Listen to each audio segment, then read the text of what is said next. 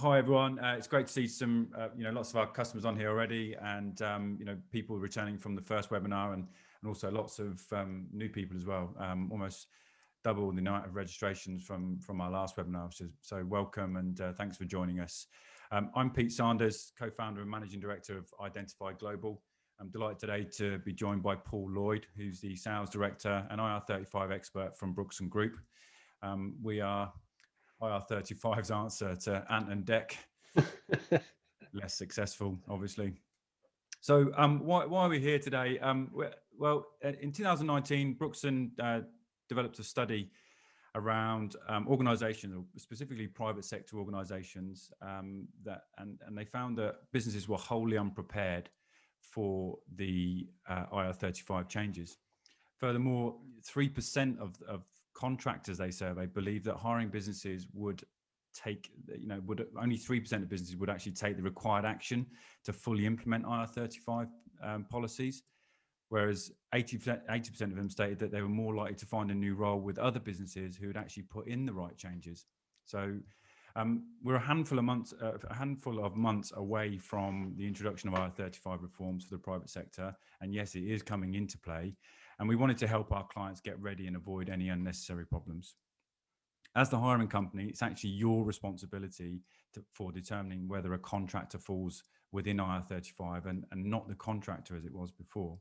So not only do you need to be prepared from a tax perspective and potential penalties, but you could also be losing vital talent in your business if the contractors do not believe that the contracts and processes are comprehensive and robust enough to protect them.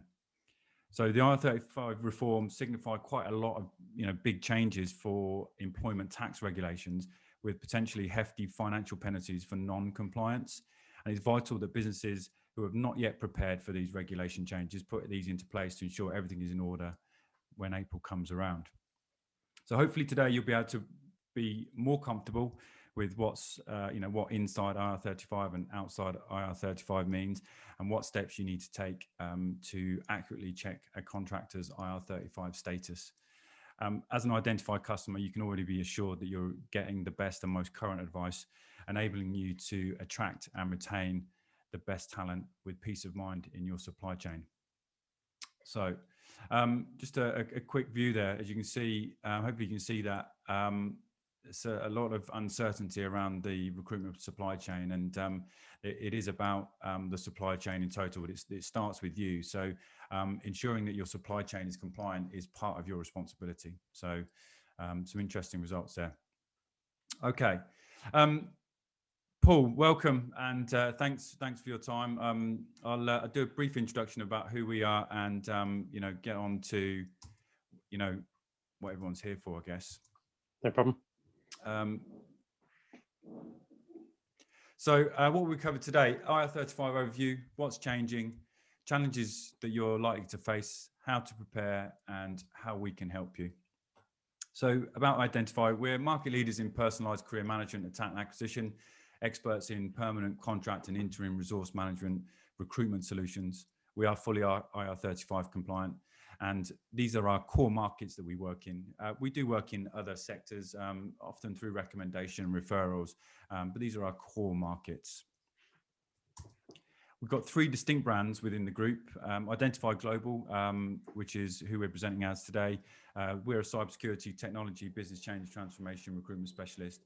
We also have Identifi Office Professionals, which is more of your back office and core business function specialists, and Identifi Body Repair, who are the market leaders in automotive body repair. Paul, over to you. Brilliant. Thanks very much, Pete. Welcome, everyone. If you've got any questions as you go, feel free to submit them through the chat function. If we've got time at the end, then we'll try and get through to those. I know everyone always has lots of different questions. If not, then happy to kind of create a FAQ document from those questions, and Pete can forward those on to you. So if we could move through there, please, Pete. So a little bit about Brookson. So just to give you a brief overview of why it's us that's talking to you, I suppose. So Brookson have been providing contractor payroll solutions to contractors now since '95, so 26 years, and we're one of the founding members of FCSA, which is one of the governing bodies in our industry.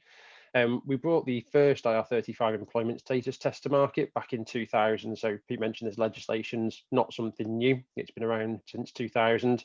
And there isn't a change to the way that it's being assessed. There's a change to the entities that are responsible for assessing it and deducting tax and national insurance. We currently help about 18,000 contractors with their payroll between umbrella and limited companies, either being their accountant or processing their pay. And obviously offer compliance solutions to remove that risk for the entire supply chain. And Pete mentioned something that's kind of hot on my topic at the moment, is those non-compliant umbrellas that you think are compliant, but they're not. They're bringing additional risk, and sometimes that can actually be a bigger financial risk to your business than IR35 can be. And I can talk about that a little bit later when we get into the supply chain. Brookson Legal is our regulated law firm that sits in part of the Brookson Group, and Brookson Legal is an SRA regulated law firm that specialised in IR35 ever since its inception. So we worked with DWF, the law firm, to produce the first status determination test back in 2000, and then that's where Brookson Legal was born from. So we've been advising on those for the public and private sector changes since 2017.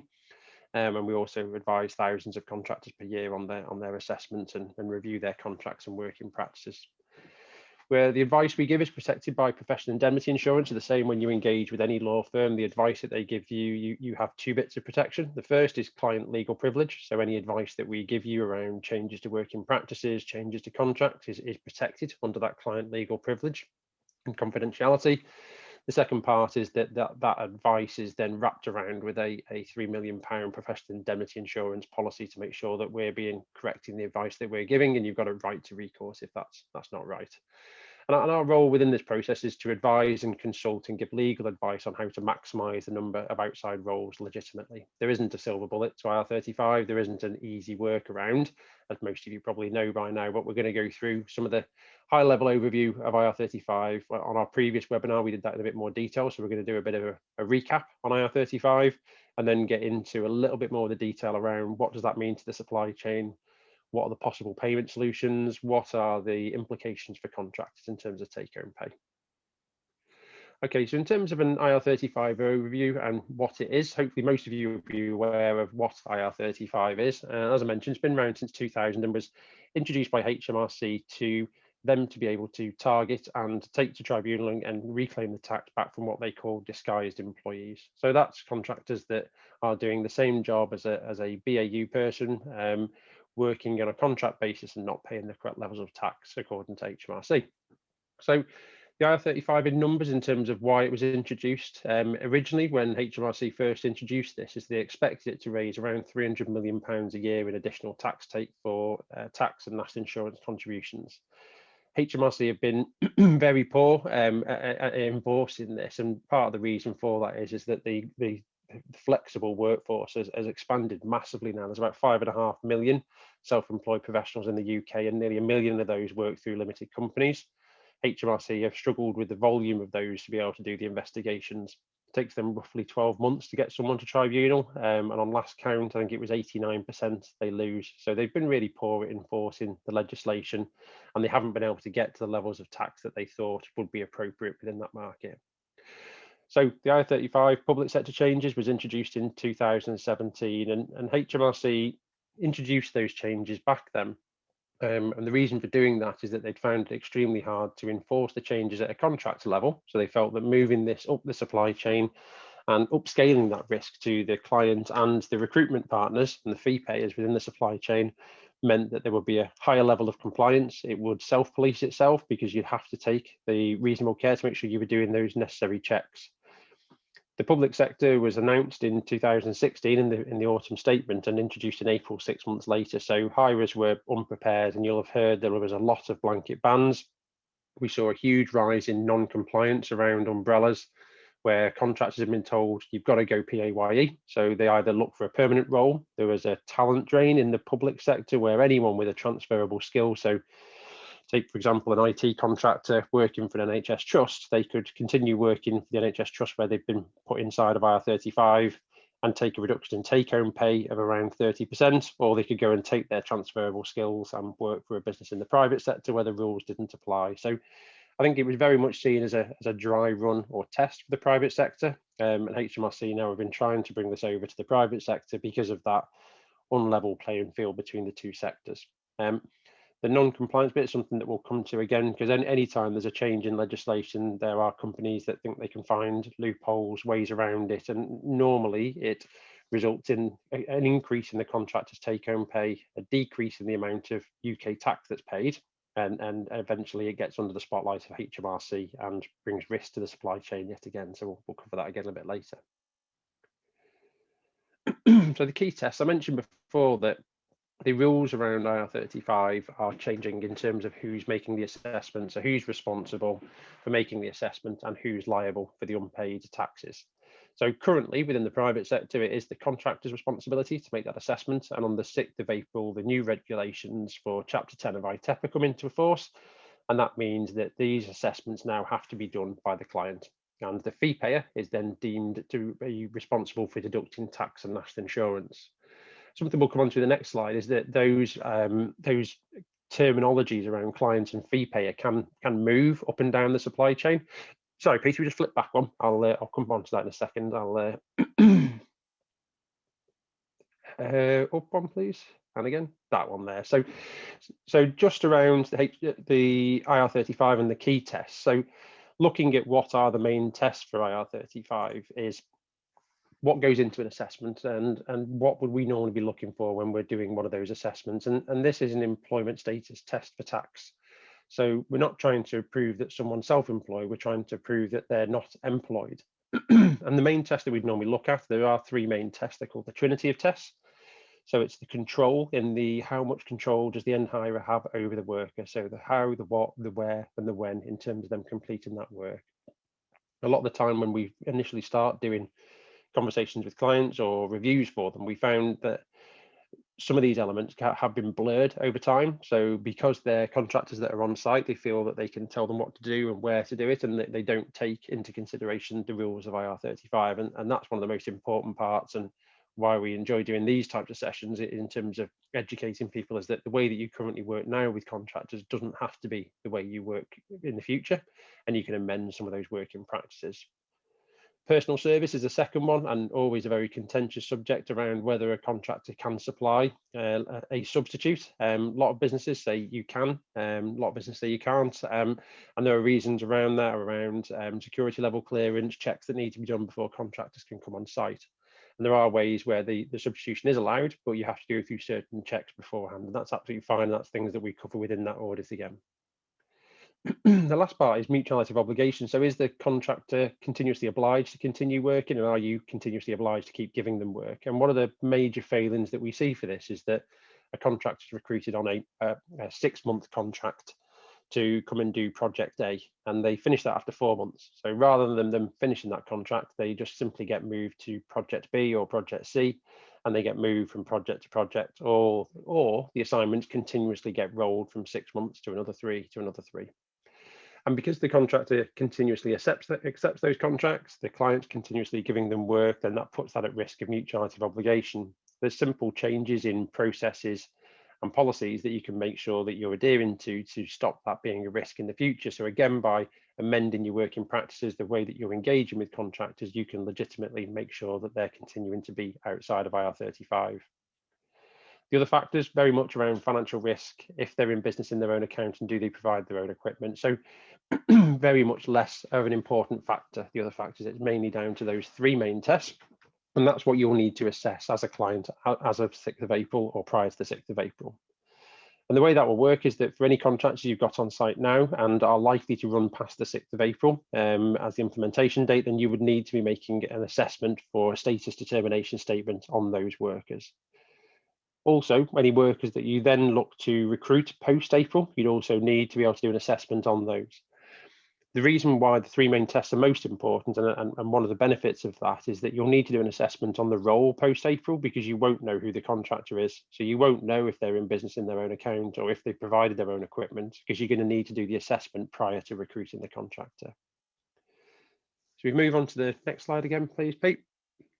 So covered a little bit of this already, but what's changed? And so the implementation date's the 6th of April, and it applies to any work that's completed after that date. So if your contractors are due to finish before then, absolutely fine. You don't need to do the assessment on them. If they're going to get extended past that date, you will, or if you plan to re-recruit for the same role in the future, we would advise you do that as soon as possible, because you're going to need to create those status determination statements.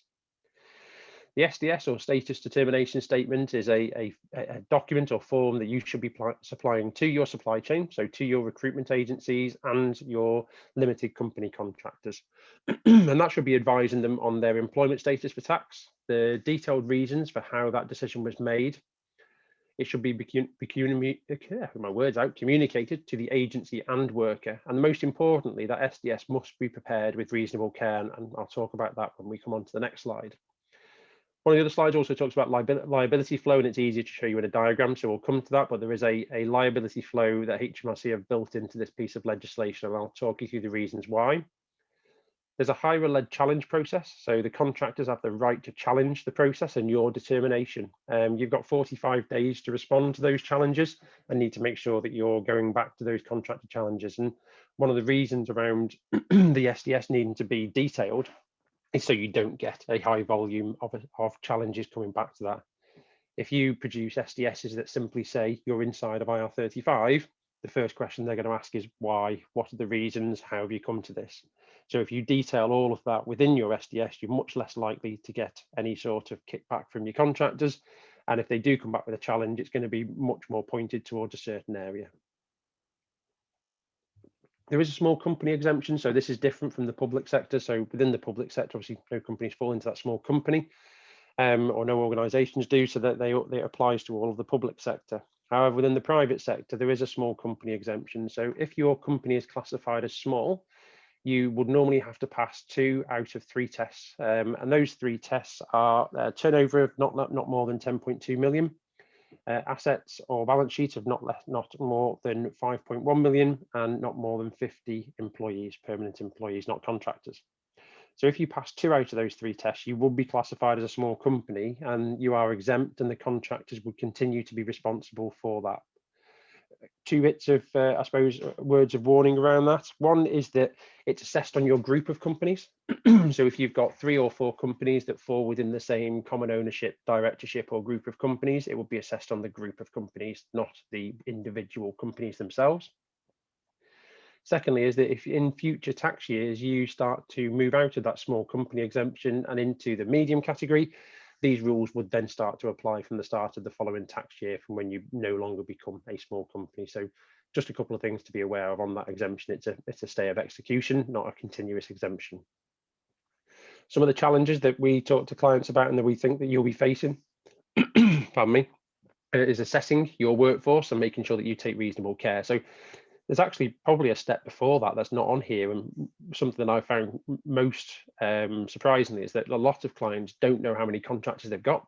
I spoke to a company this week that thinks they've got 200, but they're having to go away and check. It's quite a large volume of contractors to be engaging with, and they're not 100% sure. So something that's really important is to identify all those contractors, which ones are working for you directly, which ones are working via your agency supply chain, because the risk is slightly different. You then need to be able to assess that workforce, communicate with the supply chain, make sure that that supply chain is then compliant, which we'll come on to in a minute, and then also how to deal with contractors that are inside of Ir35, which we'll talk about some payment options. I mentioned before that the definition of client and fee payer can move within the supply chain.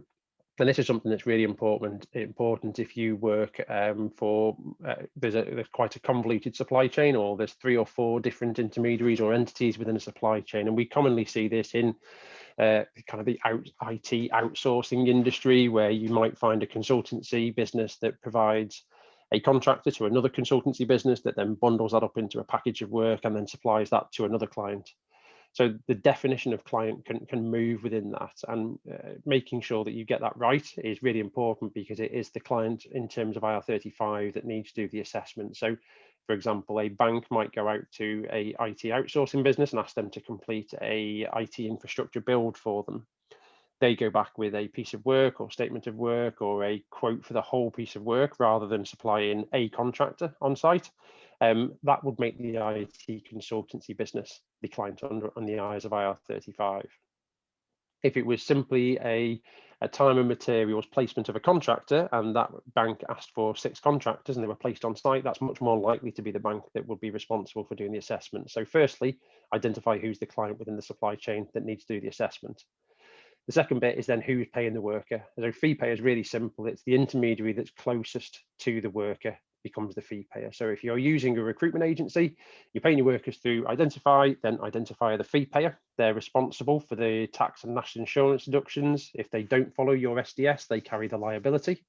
So it's a great way of splitting your risk in terms of making sure you've got an agency payrolling your workers, but we can have a separate conversation about that.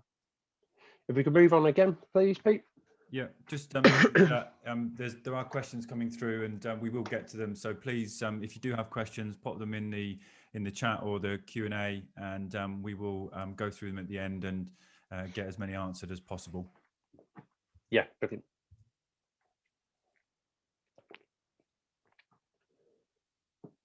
Okay, so brief bit about reasonable care. I mentioned this before. So Hmrc introduced the element of reasonable care into legislation in April or March, sorry, of 2017, just prior to the launch of the public sector changes. So the rules for the public sector came in 2017.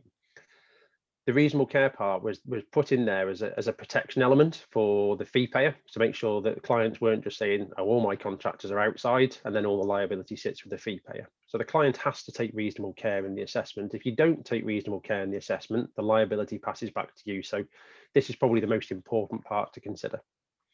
Hmrc have never really given much guidance on this. Fortunately, they have now released an employment status manual. If you want a link or a copy to that, we can send that out to you.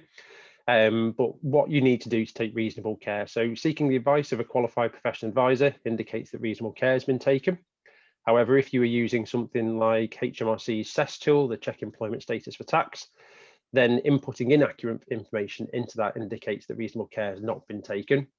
The same as if you subcontracted the process to a third party, like your contractors, and you didn't have site visibility or confirm the accuracy of all those questions, that wouldn't be deemed as taking reasonable care. So you need to make sure the process that you choose to follow passes that reasonable care test.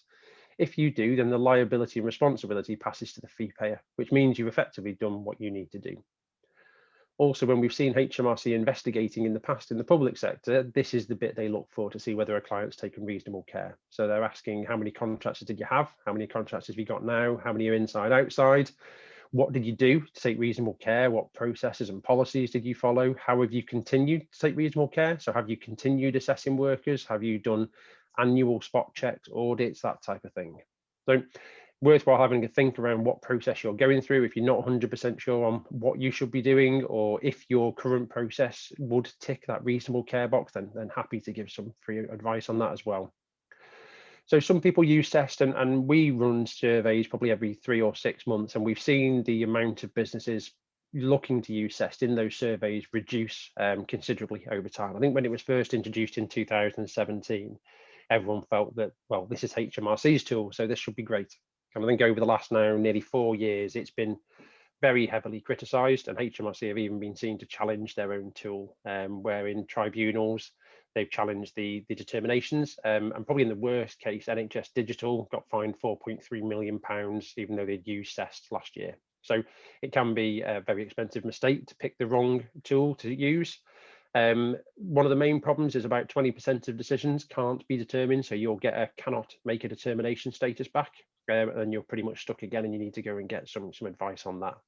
And again, based on Hmrc's understanding of case law, and as I said at the start, they lose nearly 90% of all tribunals that they go to. So, and the important part around that is if you don't understand IR35 in any detail, it's quite easy to get the questions misconstrued or misunderstood within CESS. There are some questions in there that you think means one thing and means something completely different. So it is important that you make sure that the person inputting the information has relevant knowledge.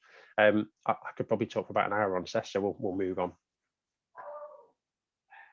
So if we can move on to the next slide again, Pete, please.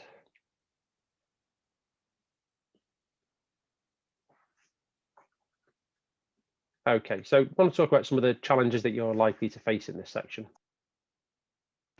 The first one is identifying your supply chain, the intermediaries within that supply chain, and then who is the client and who is the fee payer within that, and then making sure that that's compliant for you.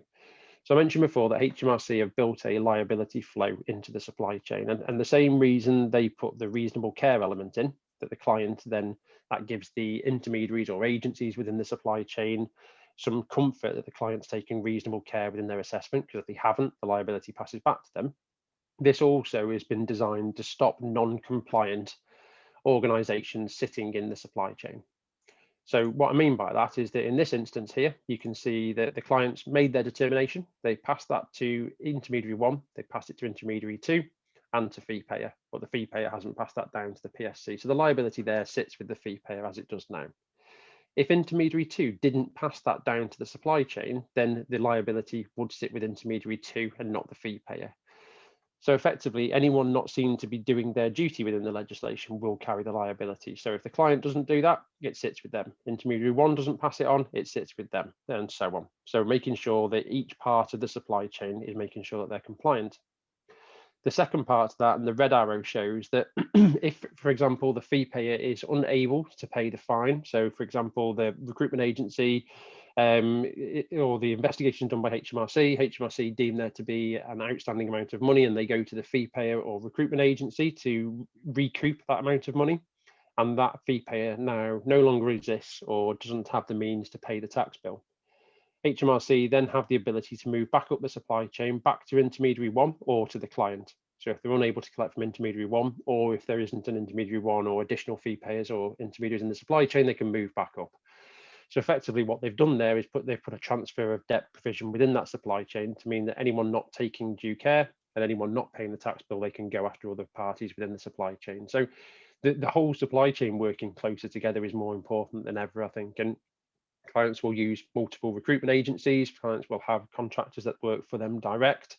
I think the days of that happening and people using whoever they want is probably coming to an end, where organizations need to make sure that they're looking at their supply chain, making sure it's compliant and having full visibility on that, and working with some trusted partners within their recruitment space. So if we can move on to the next slide again, please, Pete. So for contractor payment options in terms of how they can be paid, whether they're inside or outside of Ir35, these would be the most likely alternatives for how they can be paid. So once the contractors receive their status determination statement from the client or agency, if they're outside of Ir35, then that's the best for all concerned. The contractor can continue to work via their limited company or PSC, personal service company, and the fee payer can continue to pay them gross because they've got an SDS stating that they're outside of Ir35. And if a contractor is new to the market, they can set up their limited company. So no change. The only change is needed is where the role falls inside of Ir35. And there are probably 4 main options here. So there's an umbrella PAYE option. So I'm sure most of you are aware what an umbrella company is, but it's an outsourced employment and PAYE scheme. They could go permanent or fixed term contract. Obviously, there's additional employment risks and costs associated with that. We take a look at that in a minute. They can go through what's called a deemed limited company payment, which is where the fee payer deducts tax and national insurance prior to paying their limited company. We've seen very few contractors go for that in the public sector. I don't think it'll be a popular model. Main reason being is that contractors still need to pay their accountancy fees, but don't get any benefit from that. There is no benefit financially through working through their limited company net of tax. The only possible benefit for contractors is if they have multiple assignments where one is inside and one's outside, or they have other business interests like property running through the same limited company. Or you can look at the outsourced payroll route as well. So there's a number of different ways. I think word of warning around the non-compliance in the supply chain, this is the bit that you need to make sure that you've got someone managing this process for you. If you are paying contractors direct at the moment, this is where the hidden risk of Ir35 can cause you a problem, because you could do all your assessments for Ir35 and you've assessed all your contractors. And for example, you've got 50 contractors, 25 are outside, 25 are inside. So the 25 that are inside, you need to transition across to a PAYE scheme. If you let the contractors choose who they're going to be paid through, then they are going to pick a scheme that provides them with the best take-home pay. Unfortunately, Hmrc struggle to crack down on the companies that offer non-compliant payroll schemes. They continue to work at that and they continue to close them down, but as quick as they close them down, another one pops up. So there are companies out there that offer 90%, 95% take-home pay. And it's really disappointing that those are still in the marketplace. And even some of them disguise themselves as a UK-based umbrella. So they'll have part of their business that looks like a UK-based umbrella. When the contractor goes to them, they'll get offered a higher take-home pay by going through other schemes. And the most typical ones are offshore loan schemes. Normally how that works is no UK tax is paid at all. The contractor is paid in the form of a loan and then it's written off after X amount of months or years. So no tax is paid. However, when Hmrc investigate, all the UK tax will be due. So all UK PAYE tax and both employers and employees NI. So if you think in terms of someone gets an Ir35 determination wrong, the likely tax difference between what's been paid in corporation tax and the tax due is probably in the range of about 25 to 30%. If you use one of these schemes where no UK tax is paid, by the time you put PAYE tax, employers NI and employers NI contributions into that, you're looking at more like 50%. So actually by trying to do Ir35 right and not managing your supply chain properly, you can put yourself far more at risk of a higher fine. So again, make sure you speak to an expert in terms of how that works. If you speak to someone like Peter, he can tell you what process they go through in terms of how they assess the umbrella companies they work with. Most agencies have a strict PSL of 2 or 3 companies that have been assessed and been checked to make sure that they're compliant, because the agency carries the risk if they do that wrong. Another reason behind splitting the risk between Ir35 assessment and fee payer. So I talk to clients regularly each day that have got contractors that work for them direct and contractors that work through their employment agency. Employment agency, a lot of the risk, the checks, the onboarding checks, the proof of right to work and the payment of the intermediary is all done by them. So it outsources that administration and compliance check for you. If you're paying workers direct yourself, it's something definitely to consider as part of your Ir35 project as well. If we can move on to the next slide, it will give an example of these differences in take-home pay for the contractor. And like Pete mentioned before, the red flags at the bottom, or the red exclamations, are there to give you an idea in terms of the likelihood of the contractor wanting to leave and find a different role. So what's the risk to your business in terms of losing contractors that you need? So there are 3 options that we normally go through with clients in terms of their Ir35 assessment. The first one is we reviewed the contract and the working practices. The role is outside of Ir35, so there's no change. So the first column there, the net income stays exactly the same. They're able to carry on working and carry on getting paid as they are.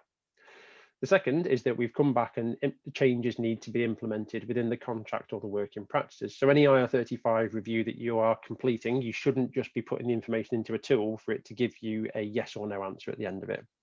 That's going to give you a higher percentage of contractors that are inside, because you're bound to have poor practices and policies within your business now, because you've never had to deal with Ir35 previously, that will put those roles at risk of Ir35. So it's important to make sure that whoever you're using gives you advice and guidance on how you can change those working practices, how you can amend the way that they engage with you from a contract and working practice point of view. And hopefully through that, you can hopefully maximize the number of roles that are then outside of Ir35, again, continuing to pay gross and no additional cost in the supply chain. So the other options here are the ones we discussed on the page previously through deemed PSC, the PAYE, whether outsourced, agency or your own, and then whether you offer them through an umbrella and whether you increase their rate of pay or not. So if we take deemed PSC to start with, the difficulty with this is that firstly, you need to pay the employer's NI and then gross up for VAT. So the VAT becomes more and the employer's NI becomes more. There is also then a slight admin processing issue around this. So to pay a worker or worker's PSC through a deemed calculation, you need to calculate the employer's, employees NI and PAYE. You need to remove the VAT from the payment that you're going to make to them, calculate all the tax deductions, add the VAT back on and pay the net amount plus VAT to them. So they will be responsible for their VAT returns. You're responsible for the RTI returns. Most payroll systems aren't able to do that. There's very few about that do. So if that is something that you look to do, again, seek specialist advice around how that can be done. My personal opinion is that I don't think contractors will go for that. It's not a great way of working for them. That they're going to get net pay into a limited company and no employee benefits, no sort of security around that, no salary sacrifice pensions, employee benefits, etc. The second option is PAYE, and whoever's administering that PAYE scheme will, one, have to pick up the 13.8% employers NI, 0.5% apprenticeship levy, and then also any employee benefits and employee employment risk around that as well. So there's additional risk to the person processing that, and the take-home pay is obviously reduced for the contractor themselves as well. So their net income is going to be reduced. And that's as long as you increase by their rate of pay by their employers NI. If you don't, then that net income there, as you can see, the employers NI is 206. It's going to come down again below. So that's going to come down to £880 compared to a previous take home of 1,135. So umbrella with no rate increase, again, something that you can look to do. But if you don't offer a rate increase, then the employers NI, the PAYE and employees NI is all going to get taken out of their gross rate. So that's going to offer them a large take-home pay reduction in terms of the deficit that they're going to see from their normal take-home pay, but you'll need to increase the rate considerably to make up for that. So it's around 25 to 30% that you'd need to pay them. So if you're paying contractors £400 a day, you're going to need to increase their rate of pay by £100 to £120 a day to compensate for the difference in employers NI and NICs that they're going to be paying in tax. So don't think there's many businesses around, especially in the current pandemic, that are going to want to increase their costs by that much. The other option is that you do increase their rate of pay, and that gives you an example there in terms of how that would work in terms of the increased rate. The contractor gets the same take-home pay, but they get all the employee benefits. Talking about umbrellas again, I suppose the one benefit for contractors for the umbrella, there are no sort of financial benefits, but the best parts of those are that they get continuous employment. So if they're working for multiple clients, multiple agencies, they can move from assignment to assignment and they get continuous employment with the umbrella company they work for. They also get access to salary sacrifice pensions, financial advice. It's easier to get loans and mortgages because you've got one employer and you're not getting hit with week one tax codes every time you change assignment.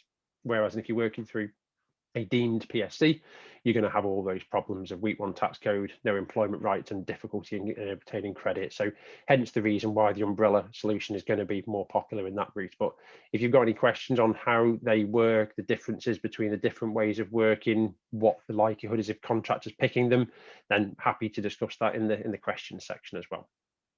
Can we move on again, please, Pete? No worries. That slide always gives me a headache. It's not the easiest one to understand, to be honest, but it's probably the easiest way to illustrate the difference in take-home pay. And the difference in take-home pay is what's going to upset your contractors. So if you've done your assessment correctly, then it's easier for them to accept that because you've done the assessment correctly and they know that they are genuinely inside of Ir35. If you haven't done your assessment properly, or like some of the big corporates have blanket banned, they have uproar from contractors because they've suddenly received a notice saying they're going to get 25 to 30% less in their take-home pay, but the client hasn't bothered taking reasonable care in their assessment for Ir35. So again, really important for you to be able to, similar to this, I suppose, is the available solutions that are in the marketplace, picking the right solution for your business and then picking the right way of communicating with those contractors and managing them through that change.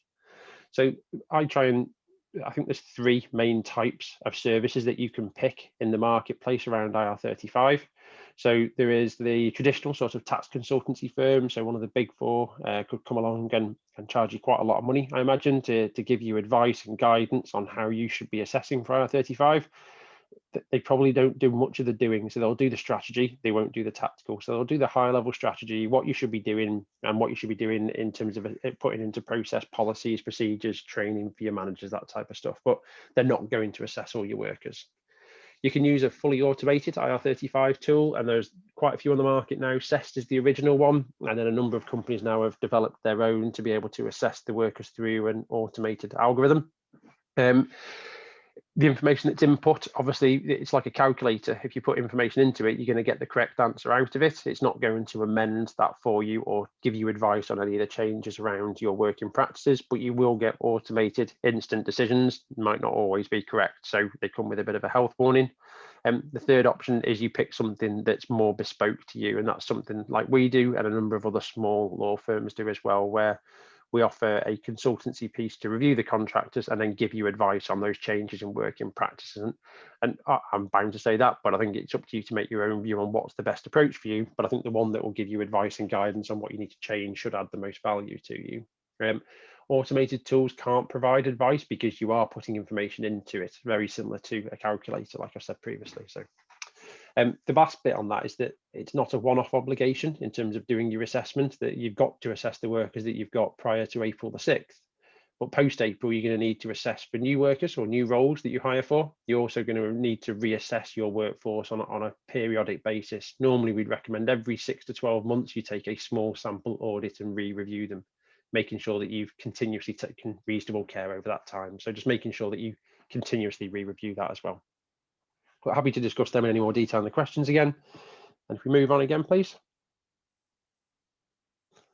So a little bit on how to prepare and what we'd normally advise. So normally we'd be looking at taking a step back in terms of your contingent workforce strategy or your flexible labour supply chain, whatever you call that. So understanding your talent needs and your resource solutions. So at the moment, it's probably dealt with maybe by HR, maybe by procurement, maybe by line managers. So they decide, actually, I can't get someone on a fixed term contract, so I'll take a contractor, or I'll go through procurement and I'll just procure a service or a statement of work.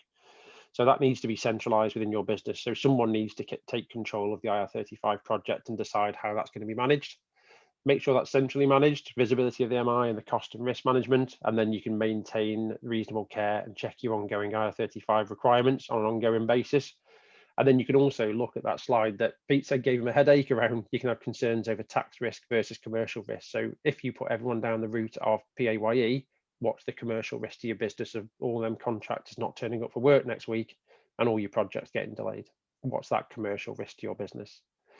Then the last bit, supply chain management. So once you've done your IR35 assessments, what engagement models are going to be allowed? Who's going to police that for you? Visibility on those payment methods, and then management of that supply chain. Move on again, please. I think most of this is covered in there in terms of the education. This is how we would normally recommend that you start to prepare. So educate your internal business. So most businesses we find set up an internal project or IR35 team. Normally HR, finance, procurement, recruitment are the main areas that are involved within that because they're the key stakeholders. Then choose who you're going to use to do the audit. Are you going to do this yourself? Are you going to outsource it? What are you going to use? Who's going to provide you with ongoing support? So who's going to advise your contractors if they're inside of IR35 on the right payment mechanisms? Who's going to deal with the challenge process? And then lastly, building it into your business as usual. So post-April, how do you build IR35 into your recruitment process? So don't just think of this as a one-off project I've got to get done between now and April. Think around, actually, how am I going to recruit in May when I need 5 project managers and I haven't done any assessments for them? You're going to have to go out and do those assessments. So make sure that the service you pick now is also suitable for post-April as well. And I think that's probably me finished in terms of talking at you. There's a bit of information on our IR35 portal. It's just the way that we collect data. It doesn't do any assessments through automation or algorithm. It's just a data collection tool and central repository for you. But I think if there's anything that you want to know more on that, I can pick that up separately, but happy to take questions at this point as I'm a little bit wary on time as well. Thanks for that, Paul. I think the thing that we've experienced the most when dealing with clients, especially if they've been using automated tools, is that, and it's fallen down, is that they've got nowhere to go when something goes wrong. You know, when you're working with a compliant supply chain, you know, preferred suppliers, you know, you've got somewhere you can go and talk and discuss things and get, you know, solutions to the problems. You know, the automated tools just give you an answer, which is a moment in time stamp, as opposed to an ongoing solution. So.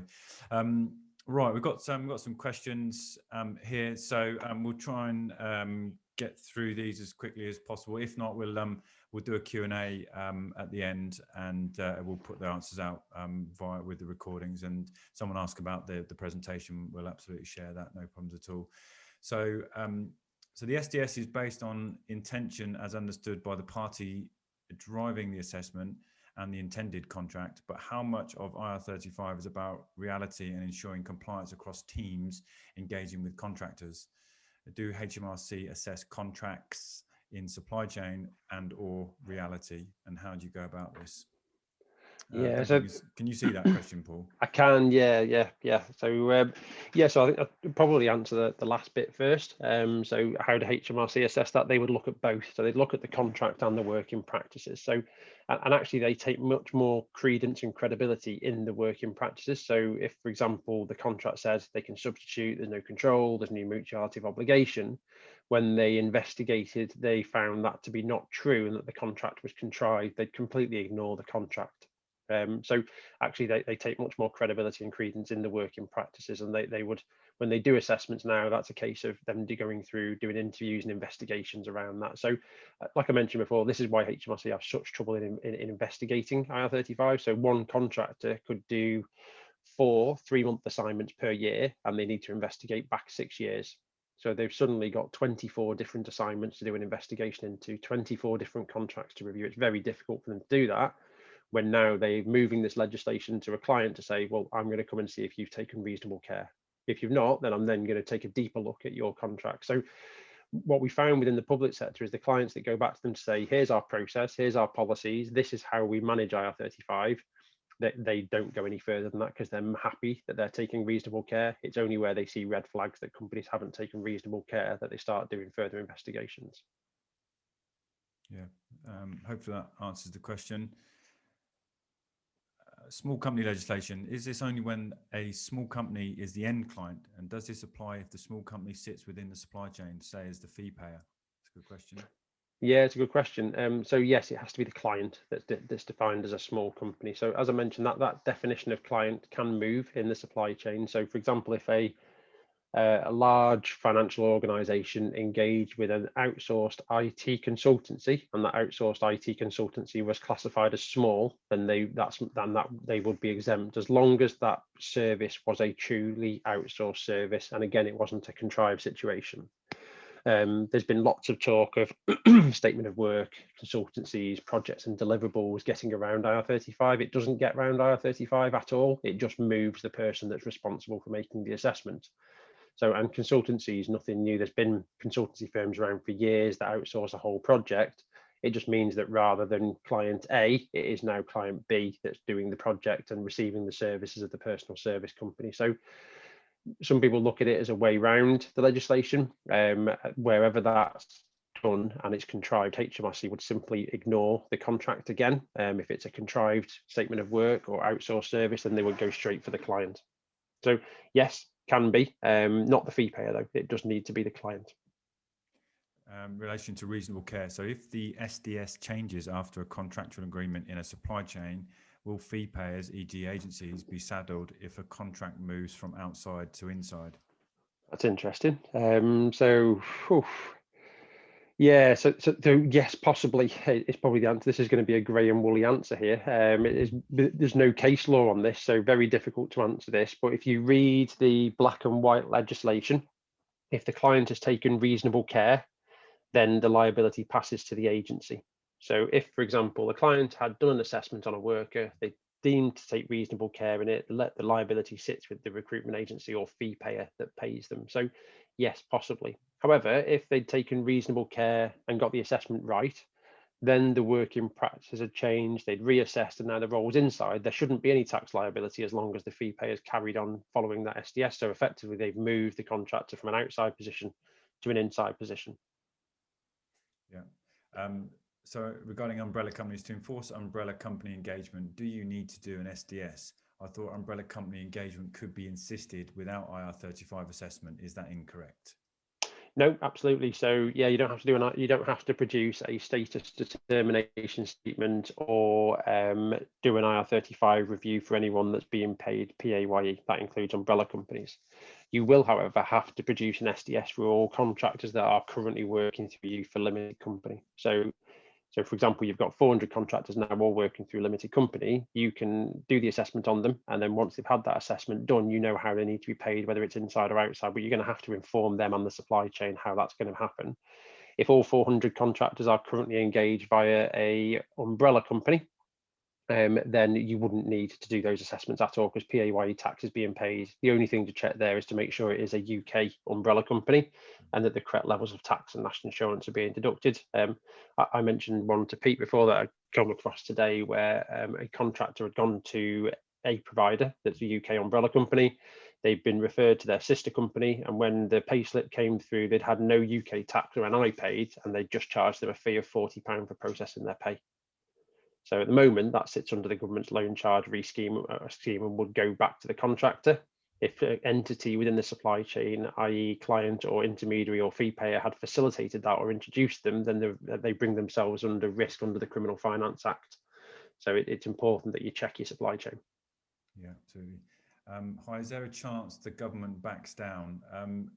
Is this relation to Ir35 being rolled out, or just backing down on? I presume it means being delayed, I would Delayed, guess. yeah, I would presume so. It tends to be a common question. I think this time last year I would have said the exact same thing as no, it's not going to get delayed, but I didn't know there was a pandemic around the corner, like none of us did.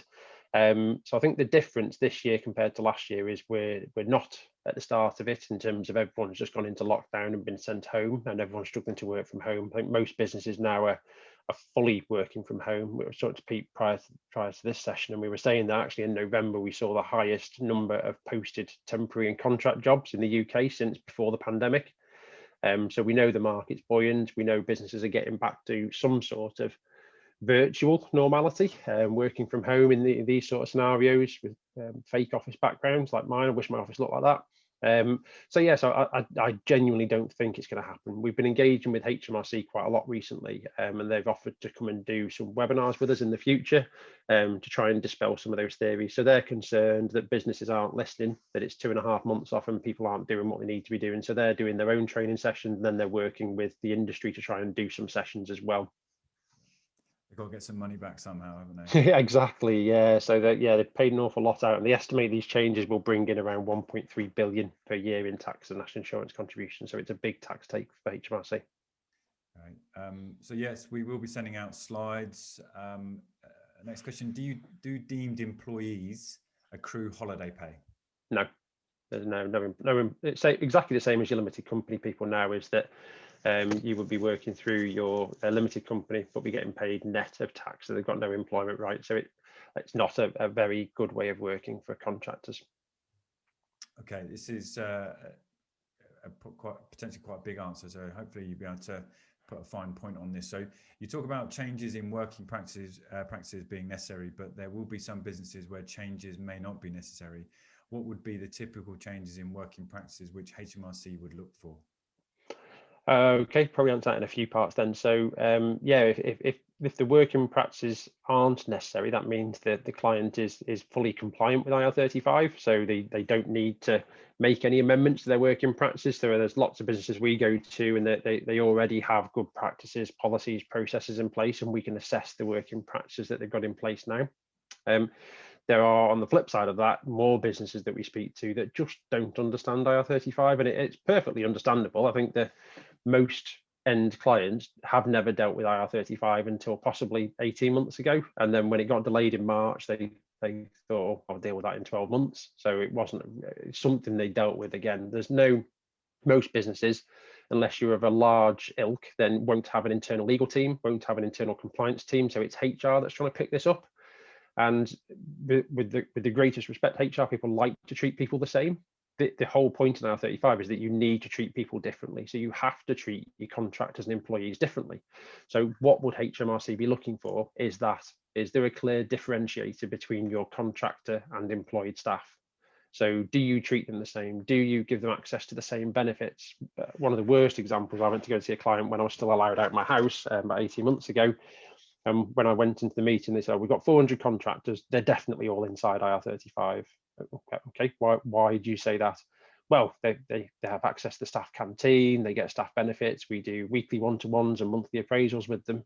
And the first question back is, do you have to? Do you have to do that, or is that something you can change? So it's starting to rework their engagement with contractors. And we're not trying to do this illegitimately or fraudulently. We're saying, well, actually, can you treat your contractors differently enough so that they are truly self-employed?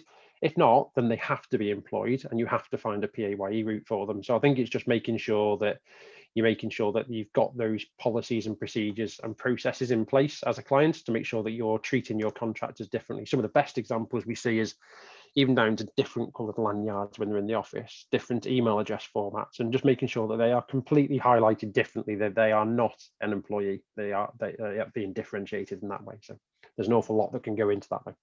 Still got to be nice to them. It doesn't mean you can be horrible to them. Yeah, that's always helpful if you want them to turn up each day. Yeah. So this comes up quite a lot around equipment, and how do you deal with the fact that for security reasons the contractor is obliged to use end user equipment? Say that again, sorry, I didn't So quite... if they work in a secure environment and the company wants to provide you with a secure laptop, etc., Yeah. and you're required to access theirs, so yeah, a secure environment, for example. Yeah, normally very little problem of that from an Ir35 point of view, as long as the other areas that we're checking around, control, mutuality obligation, substitution, our personal service are okay. So yeah, a lot of companies say, yeah, you have to use our laptop because of firewalls or network access. A lot of companies say you have to do certain. So I spoke to a company recently that said they have their own uniform and vans for contractors to drive, but actually when you start digging into how they submit the work, how they offer to do the work, they are probably very akin to being self-employed, because they pick which jobs they do. They don't work for that client for weeks on end, but then work for a couple of days, then go away again. So it's much more around the working practice than it is around something like the element of, yeah, do I have to use the laptop, etc. Yeah, absolutely. Just sort of in relation to that is, how does working from home climate impact the control aspects used in the assessment? Yeah, it's really interesting, that actually. That's something that's come up a few times now, is that on one side of it, you would say it helps because they're less controlled, they're working remote, they're probably using more of their own equipment than they are of the company's equipment. So they're all great indicators.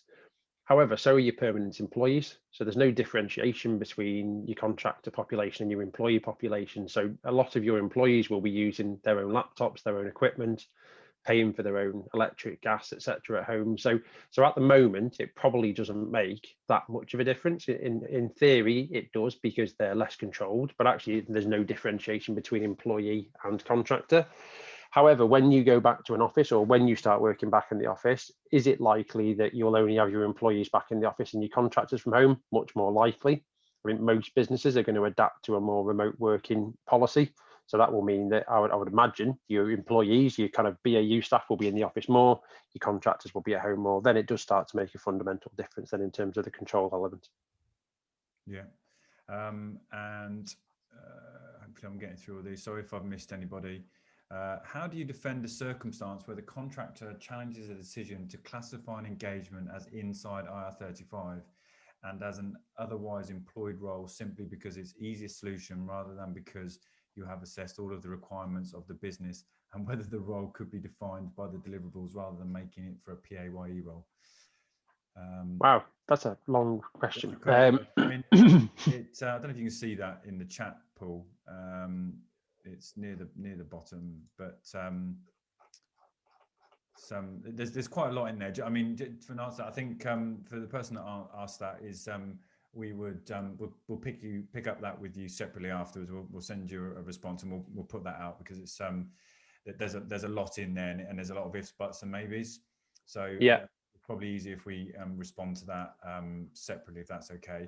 Another good one. And this is something we have quite a bit. So there's been mixed rumours regarding security clear consultants and their abilities to substitute. In theory, they could, but security is a different consideration. We've heard it was successfully challenged back in the first IR35, but is that an urban legend? Thanks. Yeah, so never heard of it. So maybe an urban legend, maybe I haven't come across that particular case. There's obviously a lot, but the majority, so it doesn't matter if someone needs to be security cleared, have certain reference checks, etc. You can still provide a substitute. It's just down to the client's ability to accept that. So when we talk to clients around substitution, we'll say, can you accept a substitute? Yes. What are the reasons what are the things or factors you need to take into consideration when accepting that? So for example, if you were a brain surgeon, you're not going to say, well, I'm going to send my wife, she bakes cakes to do the operation this week. They're going to have to be suitably qualified, suitably skilled, and have the right levels of checks. So just because you have to have security clearance makes no difference. It's the same thing again, isn't it? Is that everyone will have to have those proof of right to work, the relevant checks to be done to go on site. No client in the world is going to let anyone walk onto their site that a contractor said, I'm going to send these instead. You're going to want to do the relevant checks first, and that's fine as long as it's not too much of an arduous process. They're not going to be interviewing them, going through them, or going out. It needs to be the PSC that's providing that substitute, so that's where it will get challenged. So if you've engaged with Bob Limited, it needs to be Bob Limited that supplies you with Bill Limited, not that you're going back to your recruitment agency to find you cover for a week. Yeah, that's not a substitute, that's a new requisition. Yeah, I think and to answer that, and from a first-hand experience, so we deal directly with government defence clients, is that the substitution clause can be in there. The client doesn't have to accept the person that goes forward, and I think it's a clear determination between a contractor and a professional services firm is that you should be able to continue to provide that service, and it will come down to the control is whether they're mutually obligated to deliver that service. If they can't, then they potentially lose the contract. So it's about balancing that risk. So another one on sort of encrypted systems and secure environments. So hopefully we've answered that for the person that asked that. If you did pay into a PSC having deducted VAT and NIC, can that be withdrawn without corporation tax, dividends tax implications? Yes. So simple calculation, contractor gets paid £1,000, £1,200 with VAT. You would take off the £200, there's VAT, put that to the side. You'd calculate tax and national insurance contributions, and the gross pay would be, say, £640. You'd then add the £200 VAT back on and pay that to the contractor at £840. They're responsible for their own VAT. So that £200 would obviously be their responsibility in terms of the VAT.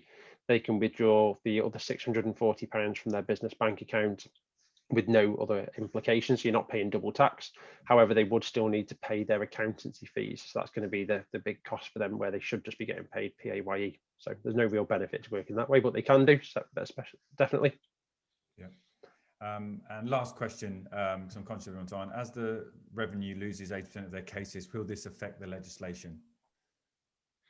No, I don't think so. No, it's unfortunately they've been that poor at enforcing it for a long time, so they've decided to chuck it up to you guys to deal with. So the only way it impacts the legislation is that they'll be more adamant to enforce it this way rather than directly at a contractor level. They're so poor. The only ones you ever hear about them winning are the big cases like the BBC presenters or Radio 5 presenters. Yeah. They lose far more than that. The ones you don't hear about. Actually, one more before, because I don't know the answer to this. So how will it impact workers on the CIS scheme, the construction industry scheme? That's really interesting, actually. So this gets quite complicated and depends how you engage the workers. So CIS has no reflection on IR35 and it doesn't relate to whether you're limited company, umbrella or sole trader. So a lot of people think that when someone works through a CIS scheme, they are working as a sole trader. So if you completely ignore that kind of myth of that is only as a sole trader, then this applies to all ways of working. So CIS, if you have to be registered within the construction industry scheme, and there are certain rules around that, certain job titles, etc., then whoever is being paid or whoever pays you will be responsible under the subcontractor rules of that CIS scheme to make sure that the correct deductions have been made for CIS. So follow the train of thought again. So a contractor working through their own, they're self-employed. If they're under the CIS scheme, if they're newly registered, they'd have to have 30% of their income withheld. If they are registered for CIS, they'd have to have 20% of their income withheld. If they are gross payment status, they can be paid the full amount gross.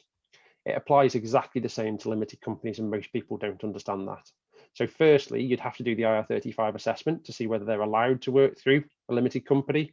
And then if they fall within the CIS scheme, the same rules apply for CIS. So even if they're outside of IR35 or inside the scope of CIS, you then need to deduct either 30 or 20% unless they've got gross payment status. So it's CIS and IR35 go hand in hand. I suppose that they're separate pieces of legislation that affect the different payroll vehicles separately. So you just need to make sure you're getting correct advice on that. The one thing I would be wary of is that if you work within that sector, you may see a rise in the number of contractors wanting to work sole traders because they've been captured from an IR35 status. This is something we saw last time round. If you failed IR35, you are extremely likely, if not almost certain, to fail the checks for CIS or sole trader because they are more difficult to pass. So to pass IR35, you need to pass effectively one of the tests of either mutuality obligation, control or substitution. To pass a test for self-employment, you have to pass the test of supervision or direction or control. So you have to pass all three. So it is more difficult. So, and the main element of that is control. So if you failed IR35, you've pretty much definitely failed your sole trader test. So just be wary of people trying to migrate to sole traders, because again, very little, if no, UK tax has been paid. You can get yourself into more trouble engaging with sole traders than you can do with limited companies, actually. Yeah, absolutely. There's a couple of extra questions that come in. We will put these down into responses and get them emailed out to everybody. So I'm conscious of everybody's time and Paul's time as well. So hopefully it wasn't such a dry subject after all, and you enjoyed that. Appreciate some of the comments that are coming through. Really appreciate that. I'm glad you got some value out of it. So there will be a third webinar, third in the series. We're doing this all the way up to the launch of Ir35. So look out for the upcoming webinars, and we'll break down, as you can see, some parts are massive, other parts are quite simple and straightforward. So we're going to try and simplify everything as much as possible for everybody. Obviously, you've got our details on the screen there. And if you do have any last minute questions, pop them into the Q&A or the chat panel, and we can pick them up afterwards. And yeah, we hope you have a good rest of your week, and look forward to seeing you again sometime soon. Cheers, Paul. Appreciate your time. Thanks so much. Cheers, Pete. Thanks so much for attending. Bye.